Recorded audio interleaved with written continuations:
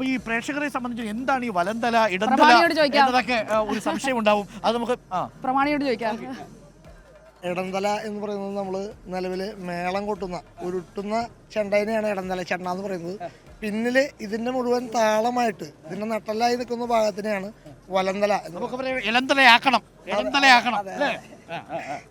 ഇതിപ്പോ നിലവിൽ നമ്മൾ ആദ്യമായിട്ടാണ് ഇവരുടെ ഭാഗത്ത് നിന്ന് ഒരു ആഗ്രഹം അറിയിക്കുന്നതിന് നമ്മൾ അതിനെ അംഗീകരിച്ചുകൊണ്ട് അങ്ങനെ ഒരു അപേക്ഷ നമ്മൾ സമിതിയോട് അപേക്ഷിക്കണത്. അപ്പോൾ കണിമംഗലത്തിനോട് നമ്മൾ സമിതിയുടെ ട്രസ്റ്റീനെ ആദ്യം വിളിച്ചു. അങ്ങനെ ഒരു വിഷയം ഇവർ പറയുന്നുണ്ട്, അതിന് എന്തെങ്കിലും അലോഗ്യങ്ങൾ എന്തെങ്കിലും പ്രശ്നങ്ങളാവോ എന്നുള്ളൊരു പേടിയാണ് അവർ ആദ്യം ഉന്നയിച്ചത്. പിന്നീട് തന്ത്രിയുടെ ഭാഗത്ത് നടക്കം അതിന് ആചാരലംഘനങ്ങൾ. ഒരു കാര്യം പറഞ്ഞോട്ടെ, കണിമംഗലം ശാസ്താവ് ദാ തെക്കേ ഗോപുര നടയിലേക്ക് എത്തുകയാണ്. മണികണ്ഠനാല് പിന്നിട്ട് തെക്കേ ഗോപുര നടയിലേക്ക് എത്തുകയാണ്. ഇവിടെ വന്നിറങ്ങുമ്പോൾ ഇവിടെ പാണ്ടി കൊട്ടിക്കൊണ്ടുള്ള ആ ഒരു മേളത്തിലേക്ക് കൊണ്ടുവന്ന് ജിതിനും സംഘവും. അതിന്റെ വലംതലയിൽ ഉണ്ടാവുന്നത് അശ്വതിയും അർച്ചനയും അടക്കമുള്ള നമ്മുടെ മേളക്കാരാണ് എന്നുള്ളതാണ്. എന്ത് തോന്നുന്നു ഈ നിമിഷം? സന്തോഷമുണ്ട്, ടെൻഷനുണ്ട്.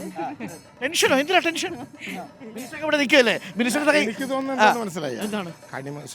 കണിമംഗല ശാസ്താവിന്റെ അമ്പലം മുതൽ പ്രമാണിയും ആളുകളും ഒക്കെ ഒല്ലൂർ മണ്ഡലംകാരാണ്. അതൊരു സ്വകാര്യം പറഞ്ഞ് പ്രേക്ഷകർ കേട്ടു.